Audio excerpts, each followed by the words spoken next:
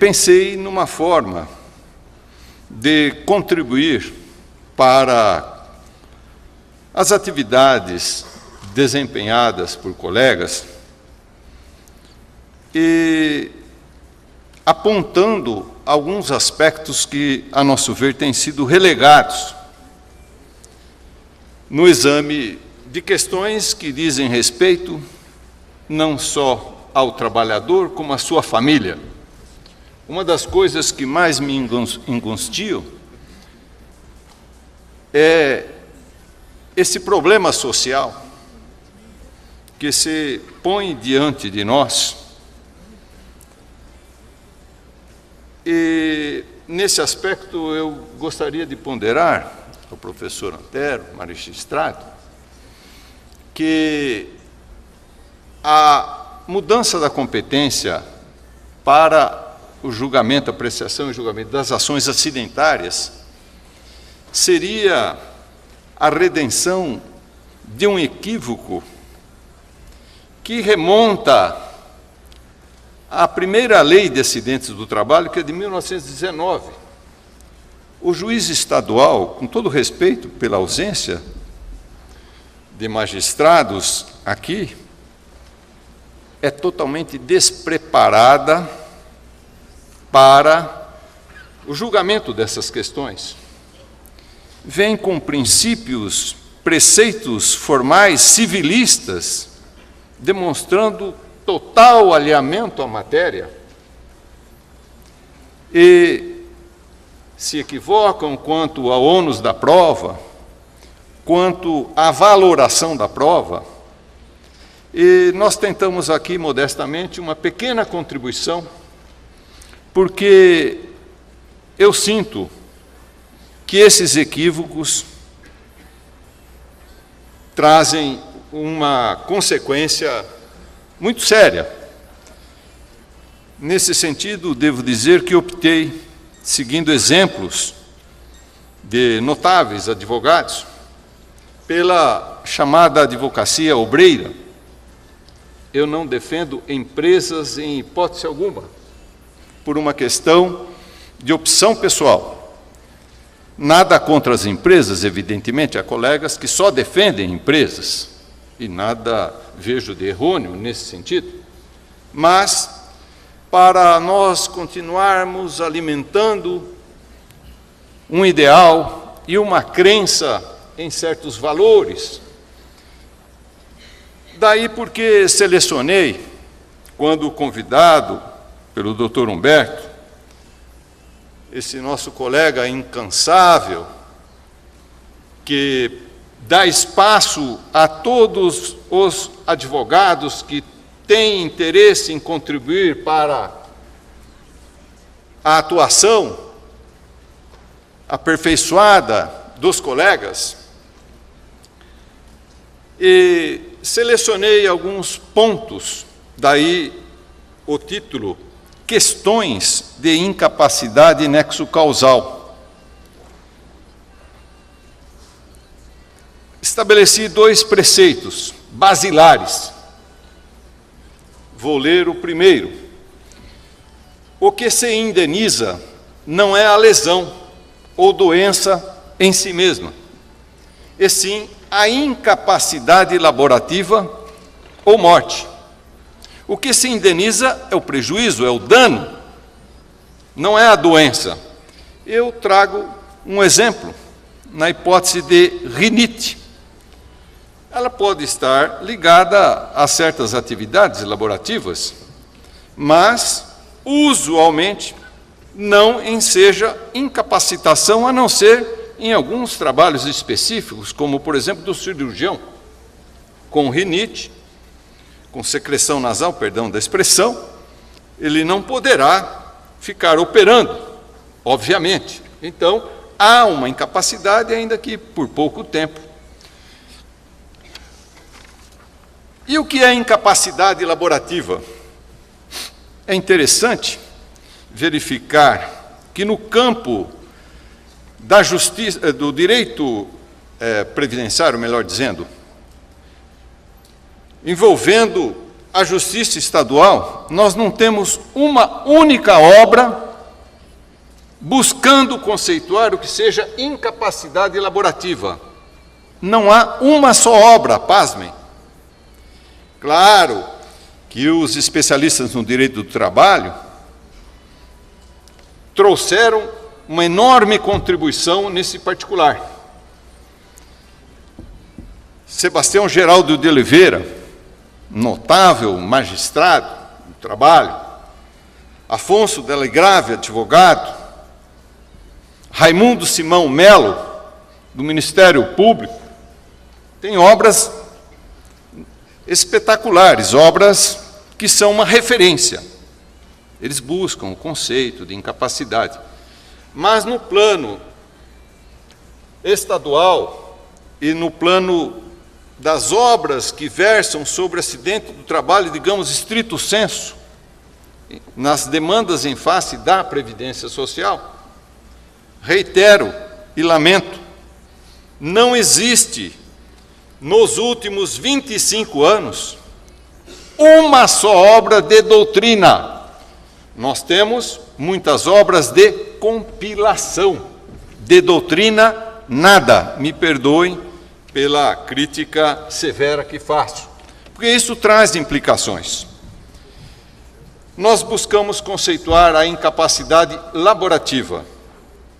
É a ocorrência da inaptidão ou de incompatibilidade para o exercício da atividade profissional desempenhada, em caráter temporário ou permanente. Porque nós nos valemos da palavra incompatibilidade? Porque muitas vezes a incapacidade se configura, mesmo não havendo uma doença identificada como tal num determinado momento. Eu me lembro de um caso em que nós atuamos e o resultado não foi favorável ao cliente, porque o perito disse, ele trabalhou em frigorífico, não me lembro agora do nome da patologia, durante muitos anos e foi acometido de uma doença que o impossibilita de continuar trabalhando nessa profissão em que ele se especializou. Mas, clinicamente, ele não tem nenhuma patologia presente, é uma situação de incompatibilidade. Não será isso um dano? Ele ficou impossibilitado de exercer a sua profissão na qual se especializara. A nosso ver, é uma situação de incapacidade. Trago isso para eventual reflexão, ponderação por parte dos colegas e de outros chamados operadores do direito. Incapacidade temporária, informada pela transitoriedade e pela viabilidade de tratamento da lesão ou moléstia até a cura, consolidação do quadro, reabilitação profissional ou constatação de invalidez. Quanto tempo se deve esperar para a configuração de uma incapacidade dita temporária?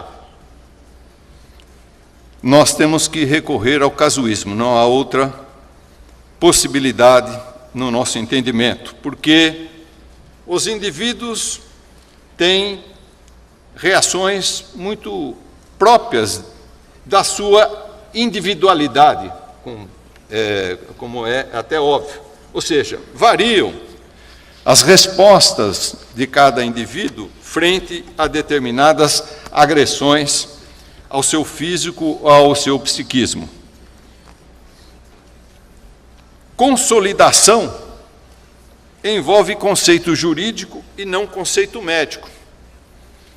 É importante nós considerarmos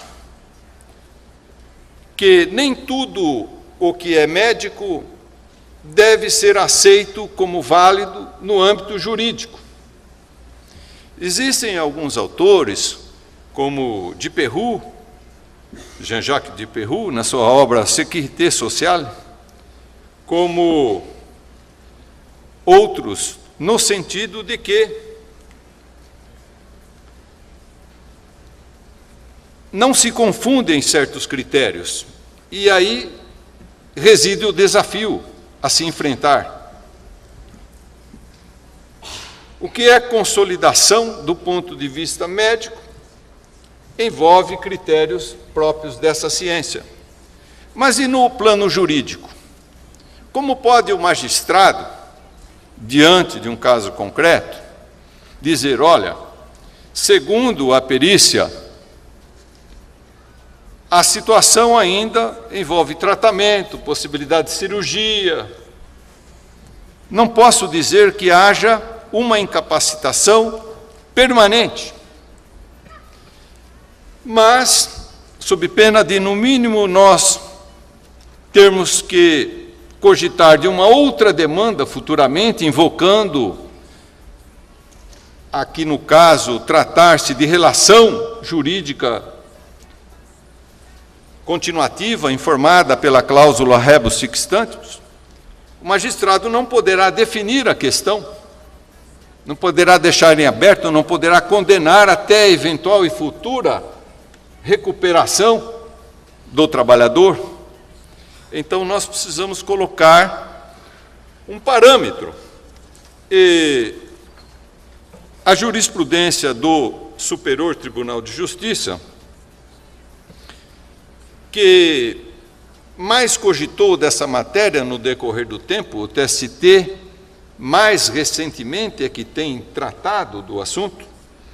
Então, eu me vali dessa jurisprudência consolidada no tempo, dizendo, e aí menciono esse acórdão, mas há outros também julgados no mesmo diapasão, preconizando que a referência a uma cirurgia, a um tratamento conservador, etc., não obsta o reconhecimento de uma incapacidade permanente.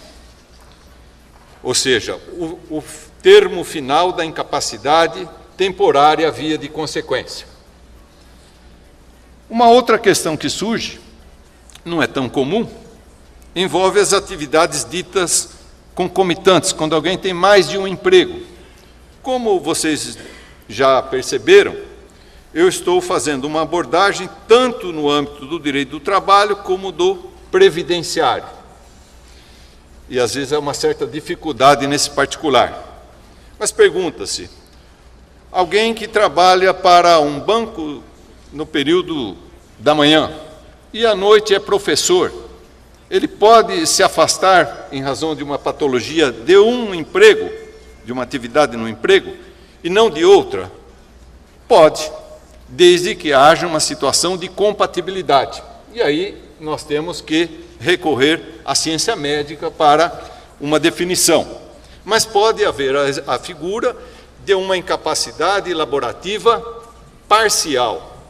Mas essa parcial diz respeito a atividades concomitantes simultâneas, mais de um emprego. Não pode a empresa, como tem ocorrido em muitos casos, chamar o trabalhador que fraturou uma perna, fruto de acidente do trabalho, e dizer, como no seu trabalho não há a utilização da perna, o seu trabalho é manual, então você pode continuar a exercer a atividade porque a sua incapacidade é temporária parcial. E, aliás, abrindo um parênteses, por que as empresas têm feito isso? Volta e meia sou indagado, doutor, na empresa X, mandaram até um carro me apanhar para ir ao trabalho. A razão é muito simples, infelizmente e lamentável, é que isso repercute na tarifação da empresa contra acidentes do trabalho. Nós temos a possibilidade de uma empresa que exceda o índice de sinistralidade do seu setor de atividade, pagar até 100% a mais do seguro de acidente do trabalho. Então fica mais barato para ela bancar os custos desse afastamento deixar o empregado em casa ou levá-lo para exercer algumas atividades ilegalmente. Isso não é possível, isso afronta a legislação e frauda a Previdência Social. Fechados os parênteses, vamos considerar o que seria incapacidade permanente. Há um equívoco muito grande nesse particular também, a nosso ver. Muitas sentenças e muitos advogados dizem: essa lesão é irreversível, definitiva. Mas a exigência do traço de definitividade, de irreversibilidade, para se reconhecer uma incapacidade permanente, observem, a lei não diz definitivo, irreversível quanto ao dano, ela diz permanente. E o que é permanente, etimologicamente? É o que permanece. Portanto, permanente, a nosso ver, é sinônimo de crônico, que resiste, que perdura no tempo. Então é importantíssimo esse dado, que eu vejo decisões judiciais e mesmo colegas argumentando no sentido dessa definitividade, que não é requisito para tanto. Incapacidade permanente, incapacidade indefinida. Muitas vezes as perícias médicas são elaboradas por médicos peritos da Previdência Social. E eles trazem o ranço ou a linha orientativa de um segurador, porque o INSS é um segurador, é um seguro social. Então, a postura da Previdência Social é a mesma de uma entidade seguradora, não quer pagar benefícios em princípio. E aí inventaram essa história, essa figura, da incapacidade indefinida. No Manual de Perícia Médica da Previdência Social, versão número 2, e alguns peritos judiciais dizem: a incapacidade é indefinida, refletindo o pensamento, a ótica da Previdência Social. É uma visão burocrática e ilegal, porque não existe essa figura jurídica da incapacidade indefinida. Quanto à incapacidade permanente, ela pode ser total ou parcial. A permanente e parcial envolve a redução ou perda da aptidão para o desempenho da mesma atividade ou similares, sem alijamento do mercado de trabalho. Ou seja, esse trabalhador, essa trabalhadora poderá exercer uma outra função, mas não aquela. Ou então terá restrições para o desempenho da mesma função. Então, há duas hipóteses que se colocam. Uma é a da redução da capacidade para a mesma função. Outra é a da impossibilidade de continuar na função, mas podendo desempenhar outra compatível. São duas situações, porque muitos se confundem e entendem que o empregado deva mudar de função para fazer jus ao reconhecimento de uma incapacidade parcial e permanente. E aqui surge uma outra dificuldade, um outro desafio. Não existe uma lei especial regendo a matéria. Então, nós temos que nos valer do princípio da integração da lei. Qual é, na Justiça do Trabalho, o que mais de rotina se constata? Vamos aplicar a tabela da SUSEP. Aliás, essa tabela promana de uma mera portaria e atende a critérios do seguro privado. Seria válido adotar-se a tabela da SUSEP? Eu creio que não, e com absoluta convicção. Por quê? Porque ela não considera sequer a profissão da pessoa. Podem verificar. Em nenhum momento ela cogita da profissão. Se houver, como se costuma dizer, a amputação do dedo da mão direita de um digitador, pela tabela da SUSEP, ele será considerado de acordo com aquela previsão que eles têm tarifária. Vale para qualquer outra profissão, para um professor, para todos, independentemente da atividade ocupacional. Ora, a reparação baseada no direito civil cogita exatamente da profissão, do trabalho. Consequentemente, não tem o menor sentido invocar para a definição do grau de incapacidade uma tabela que não cogita da profissão. Acho que é elementar. Mais ainda, a tabela da SUSEP apresenta outros defeitos. O professor Primo Alfredo Brandemiller, na sua obra mencionada, Perícia Judicial em Acidentes e Doenças do Trabalho, ficou faltando aí uma complementação, foi um erro de quem elaborou o texto, digitou o texto para mim, é Perícia Judicial nos Acidentes e Doenças do Trabalho. É uma obra clássica, não conheço outra. E ele demonstra que ela é omissa em muitos pontos.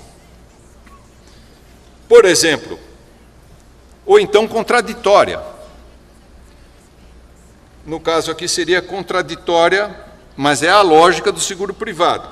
Vamos imaginar, na hipótese B mencionada, a imobilidade do segmento tóraco-lombo-sacra da coluna vertebral. Segundo a tabela da SUSEP, 25% da incapacidade. Em primeiro lugar, vamos considerar o seguinte: não existe esse tal segmento tóraco-lombo-sacro. Não existe. Isso não sei quem que inventou aí, mas anatomicamente não existe esse segmento. Mas, vamos lá, é o que nos ensina o professor Primo Brandemiller. Ele está inválido. Não é 25%. Na letra C, elencada, não contempla algumas funções, como diz o mesmo professor, como a respiratória, digestiva, renal, etc. Como aplicar uma tabela tão falha, tão absurda como essa? Outra coisa, muitos peritos consideram apenas a perda anatômica, não levam em conta a funcionalidade. Eu perguntaria a vocês, qual o dedo mais importante da mão, de qualquer das mãos, vai depender se é canhoto ou destro, em matéria funcional, por favor, em matéria funcional. Não confundir com outros assuntos, como do atirador, por exemplo, etc. Então, não? Caçador. É esse dedo. É o único que permite um movimento de pinça, de preensão de objetos. Então, funcionalmente, é o mais importante. O perito diz, olha, a amputação do primeiro quirodátilo direito, bonito, não é? Do primeiro quirodátilo direito acarreta uma incapacidade X. Mas ele não perdeu só o dedo, só é força de expressão, evidentemente, né? Ele perdeu a funcionalidade da mão. Ele perdeu o movimento de pinça, de apreensão de objetos. Eles não consideram, salvo exceções, mas a maioria dos peritos se atém às perdas anatômicas e não leva em conta a questão da funcionalidade. Outro parâmetro para se adotar na Justiça do Trabalho é o de se invocar a Lei 8.213, que prevê um auxílio-acidente de 50% na hipótese de incapacidade parcial e permanente. Surgiu uma discussão na Justiça Estadual e ela foi dirimida pelo Superior Tribunal de Justiça. Estamos falando da Lei 8.213, portanto, que nos remete à Justiça Estadual, ordinária estadual.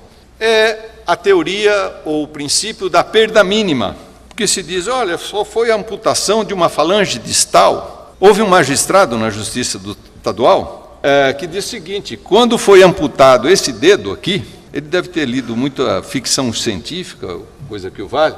Ele disse: não houve perda nenhuma, porque esse dedo está fadado a desaparecer na evolução da humanidade. Nós, então, temos um grave problema anatômico.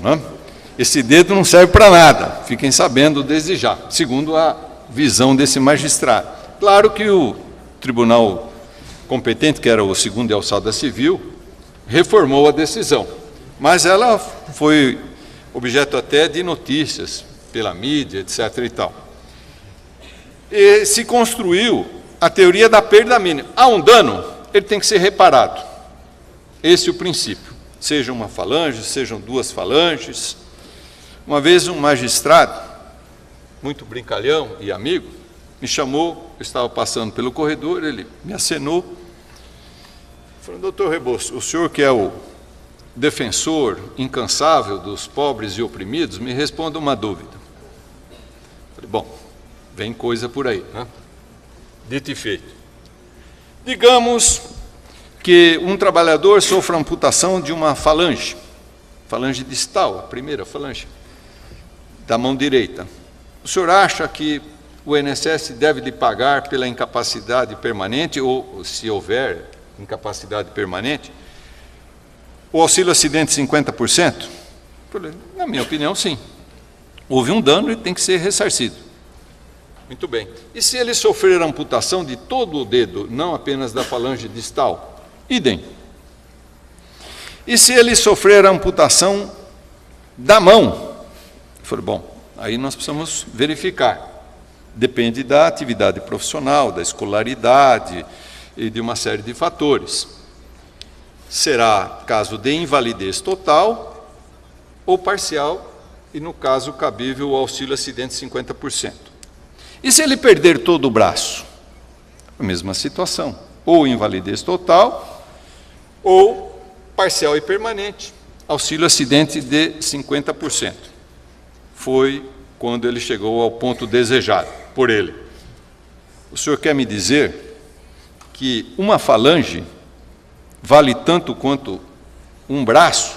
Eu falei: não, eu não quero dizer nada, o senhor que está me perguntando, não sou eu o façanhudo responsável por essa lei.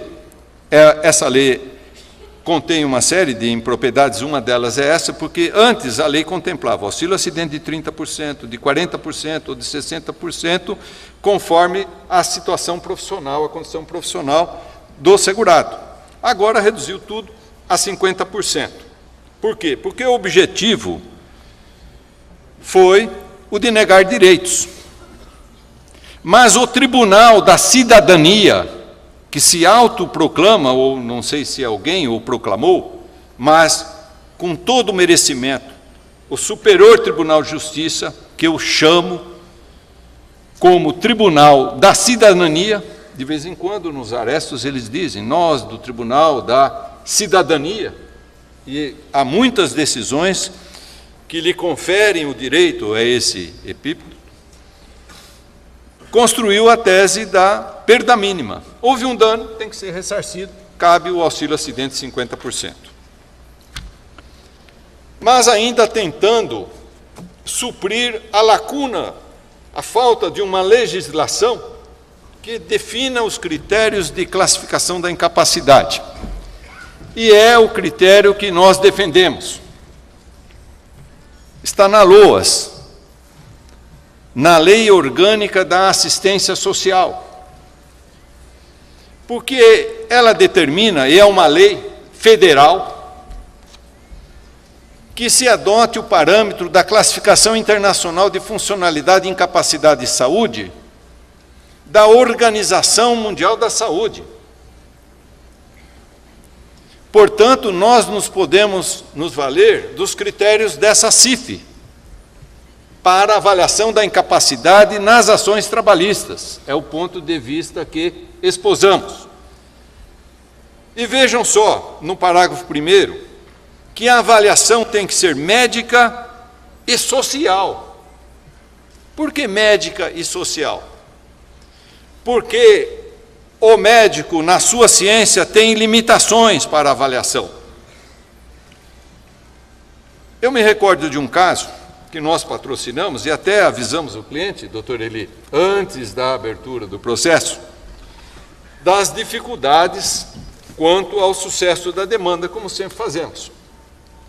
E nós dissemos: o senhor é cego, a sua perda da visão é congênita, mas o senhor trabalhou numa empresa de construção civil e as suas atividades eram, como diz um magistrado, altissonantes. Havia um ruído altissonante, um ruído elevado, superior aos 85 decibéis previstos pela legislação trabalhista para efeito de enquadramento ou não no adicional de insalubridade. Nós podemos caracterizar o nexo causal, mas a sua audiometria revela uma perda incipiente. Ela tem característica de perda da PAIR, como nós falamos, né? Perda auditiva induzida pelo ruído. Mas está num grau ainda que poderá o magistrado ou o perito dizer que, pelo fato de não ser ainda incapacitante, não propiciar a aposentadoria por invalidez que o senhor almeja. E a perícia realmente enfrentou essa questão e disse: olha, do ponto de vista da perda auditiva, ela é ainda insuficiente para gerar até o auxílio acidente. Mas nós ponderamos ao magistrado, que foi muito sensível à questão, e depois o tribunal respaldou o seu entendimento estadual. Disse: peritíssimo, ele já é cego. O outro sentido da audição está comprometido. Se ele continuar exposto ao ruído, se ele não vier a ser aposentado por invalidez, estará condenado a uma existência vegetativa. Portanto, é de nosso dever aposentá-lo. E eu digo, a responsabilidade pelo sucesso final da demanda, pelo resultado da demanda, não é só do advogado, é do magistrado também. De maneira que nós temos essa alternativa. Alguns falam, uma vez um tio me corrigiu, quando eu disse duas alternativas, ele falou: bom, você apresentou duas opções. A alternativa envolve duas opções. Então me diga mais duas outras opções para ter duas alternativas presentes. Eu falei: realmente. Então surgiu essa alternativa.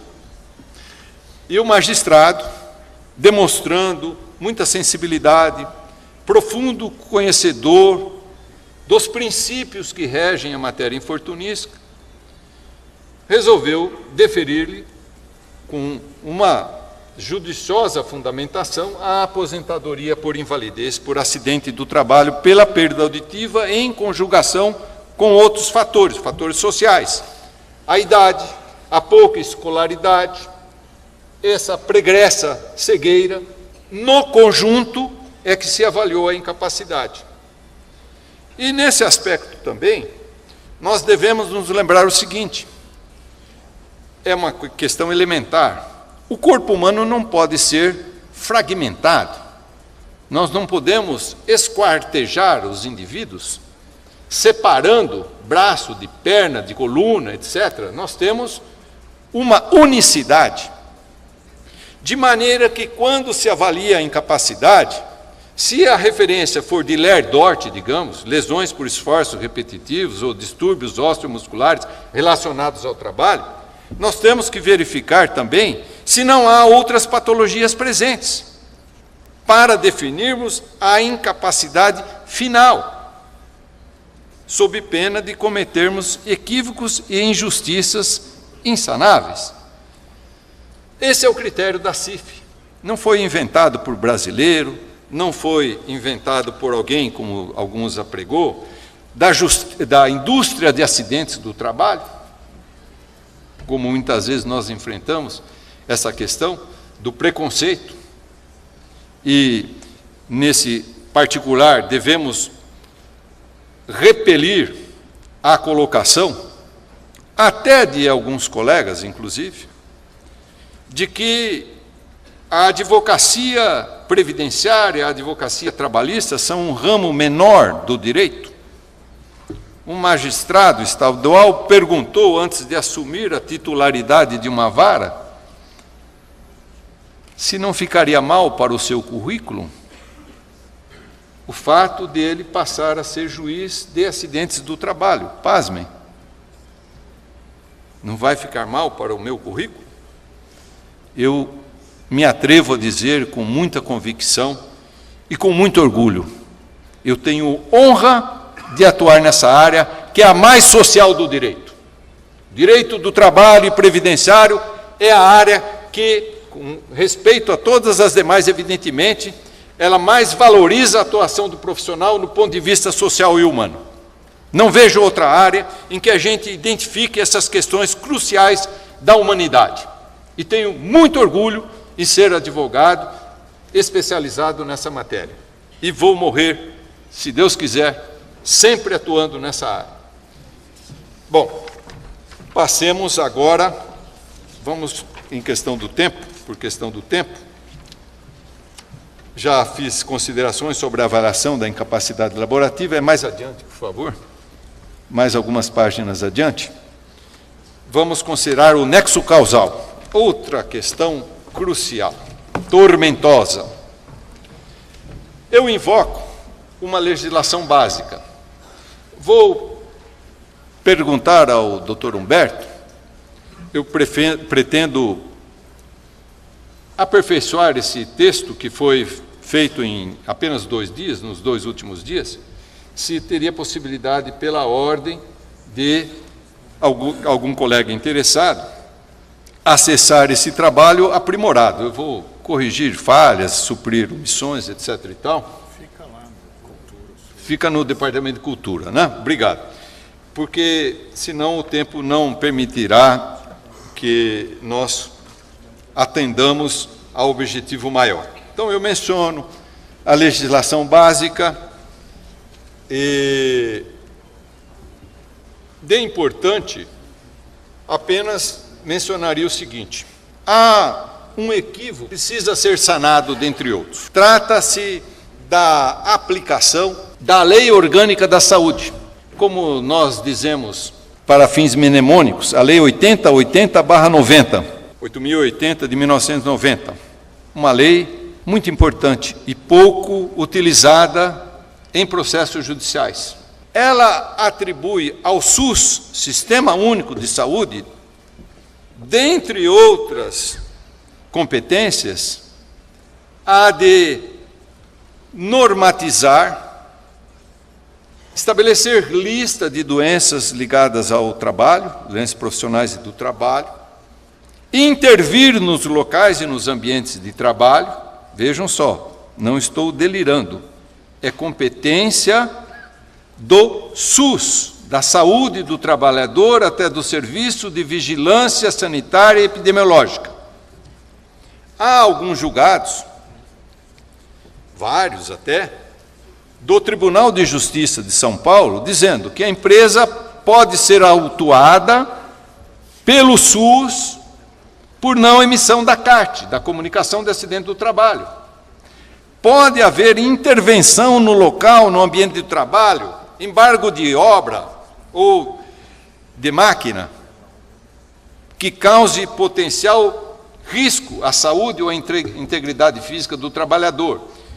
Reitero, no âmbito da competência do SUS, e há os centros de referência em saúde do trabalhador. Aqui em São Paulo, na nossa comarca, há vários centros de referência em saúde do trabalhador. No estado de São Paulo, também, no estado de São Paulo, são administrados, gerenciados pelo Estado. E aqui em São Paulo, pela Prefeitura, pela Municipalidade de São Paulo. Nós temos no centro, na Lapa, em vários lugares, em Santo Amaro, os centros de referência em saúde do trabalhador. Eles examinam o trabalhador, é serviço público, portanto, gratuito e qualificado. Caracterizam não uma doença ocupacional, não tem tanto fôlego, mas podem fazer uma vistoria, uma inspeção no local de trabalho. É muito importante essa atuação do SUS. Bom, vamos nos remeter, saltando várias páginas, às questões específicas. Isso vem depois da Lei Orgânica da Saúde, bem depois da Lei 8.203. Inclui a saúde do trabalhador no campo da atuação do SUS, nós falamos sobre isso rapidamente. Outro preceito a ser lembrado. Recordam-se do primeiro preceito? O que se indeniza é a incapacidade ou a morte, o dano, o prejuízo, não é a doença em si mesma, não é a lesão em si mesma. Decorrente disso, há um outro preceito básico, que eu não vejo a literatura contemplar, e nem a jurisprudência, a não ser de passagem, mas não com tal enfoque. Se o que se indeniza é a incapacidade, nós temos que perquirir a causa da incapacidade e não da doença. O que importa é a causa da incapacidade, do dano. As varizes nos membros inferiores decorrem de um fator heredo-constitucional. Vai-se verificar que os pais, ou os avós, ou os irmãos também têm varizes. Então, na etiologia da doença está a explicação do seu surgimento. É correto? É inexorável que eu, tendo meu pai portador de varizes, seja também acometido pela mesma patologia?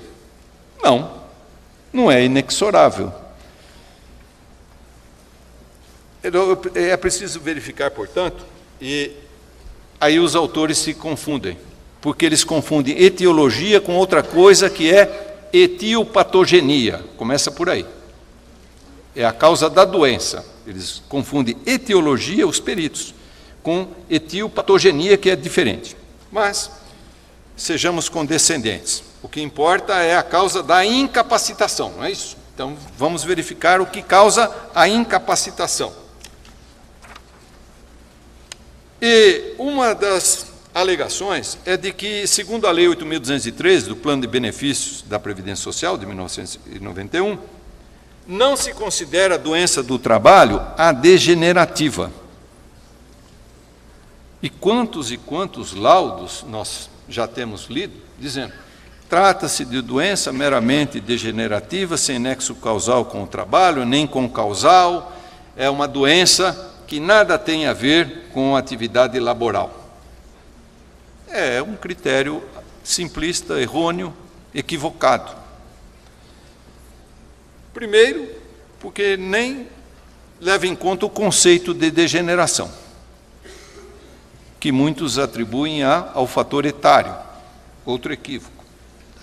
Segundo, porque a literatura científica médica demonstra a existência de agravamento por certos fatores de um mal degenerativo, ou mesmo de causação de uma incapacidade por mal degenerativo. Na Alemanha, nos diz Bader, na sua obra, médico, que na região de Ruhr, a espondiloartrose, a artrose da coluna vertebral na região lombar, é considerada doença tipicamente profissional. Tipicamente, por quê? Porque ela é mais exuberante entre os trabalhadores nas minas de carvão do que na população em geral. Ela é mais exuberante e mais precoce. Ela reduz a vida útil do trabalhador. Esse trabalhador que teria uma espondiloartrose incapacitante, que o interessa é a incapacidade, na faixa dos 60 anos, apresenta a incapacitação aos 40, aos 45. A sua vida útil foi encurtada, houve um dano. Então, nós temos que verificar a causa da instalação, da eclosão ou do agravamento da incapacidade. E é interessante, eu gostaria que alguns peritos judiciais explicassem o seguinte: nós temos uma classificação internacional das doenças, a CID-10. Foi a 10ª conferência mundial que aprovou uma codificação das doenças por motivos que todos sabemos, né? Se nós estamos no Japão, temos um problema de saúde, basta dizer o número, o código do CID, o médico lá japonês, embora não entenda nada de português, ele poderá saber de que se trata. Eu elenquei a título ilustrativo vários enquadramentos da CID. Artropatia traumática, todos os processos degenerativos, coxartrose bilateral pós-traumática, outras coxartroses pós-traumáticas, gonartrose pós-traumática bilateral, outras gonartroses pós-traumáticas, artrose pós-traumática de outras articulações. Então, por favor, não venham dizer que se trata de mal degenerativo extralaboral, que não é ressarcível no plano da legislação específica, porque isso não tem cabimento científico e é desmentido pela própria CID. Então, se alguém tiver alguma dúvida sobre doença ocupacional, recorra, por exemplo, à enciclopédia da OIT sobre doenças. É uma fonte fantástica de informação a respeito da matéria. Recorra ao Ministério da Saúde. O Ministério da Saúde não tem comportamento de um segurador. O Ministério da Saúde está preocupado em prevenir, tratar e também reabilitar os brasileiros. E não, até os não brasileiros, né? As pessoas a quem atende. E o site da Previdência tem a visão da seguradora, embora social, mas uma seguradora. Vejam, façam um confronto. A publicação do Ministério da Saúde está no site, Patologias do Trabalho. É uma referência significativa. Cotejam a palavra pericial com o que diz o Ministério da Saúde, uma fonte isenta de suspeita. Patologias do trabalho. Consultem a biblioteca da Fundacentro, aqui, na Oscar Freire. A Fundacentro é uma autarquia ligada ao Ministério do Trabalho que analisa essas questões do ponto de vista de prevenção, de caracterização dos riscos do trabalho e das patologias que surgem. Uma outra questão é a perícia dizer que se trata de uma doença multifatorial, como eles gostam de dizer. A multicausalidade. Em primeiro lugar, não interessa a causa da doença reiterando, ou da lesão, a causa da incapacidade. Mas vamos ficar com o raciocínio do perito. Ele diz: pode haver N causas, e eu vou dizer aos colegas que depois de uns 30 e poucos anos de atuação na área específica, eu aprendi a fazer um quesito. Acho que eu aprendi, submeto-me ao crivo dos colegas. Eu perguntava, dentre outras coisas, o seguinte: pode o senhor perito, a senhora perita, admitir que as condições de trabalho, no caso, tenham contribuído, a par de outros fatores, para a instalação ou agravamento da doença incapacitante? Então, se poderia afirmar. Inevitavelmente, a resposta era negativa. E, muitas vezes, alguns médicos, peritos, são receptivos a uma discussão, e, afinal de contas, o embate é do raciocínio, das ideias, não é de ordem pessoal. E eu tentava argumentar, mas eu li em tal obra médica, a literatura especializada diz isso e mais aquilo, não sou eu. Está errado? Não, não está errado. E o que está acontecendo? É a tal história que eu conto para os clientes também, doutor Eli. Juiz pensa de um jeito, o raciocínio do juiz é um, do advogado é outro, do perito é diferente, do promotor, e vai por aí afora. Cada um tem uma forma de raciocinar. É por isso que, entre outros livros, eu comprei a obra de um professor de Harvard, notável, está esgotada, não consigo, mesmo em sebos, localizar uma, mas é sensacional. Professor de Harvard. Como os médicos pensam. Os médicos andam usando cada vez mais modelos matemáticos, algoritmos, para uma ciência que não é exata. Esse é um problema muito sério. E eles estão, muitas vezes, se esquecendo até da forma de raciocinar do médico. Eu falo para alguns médicos, eles não gostam muito da comparação, porque eles se acham superiores, né? Eles contam uma piada.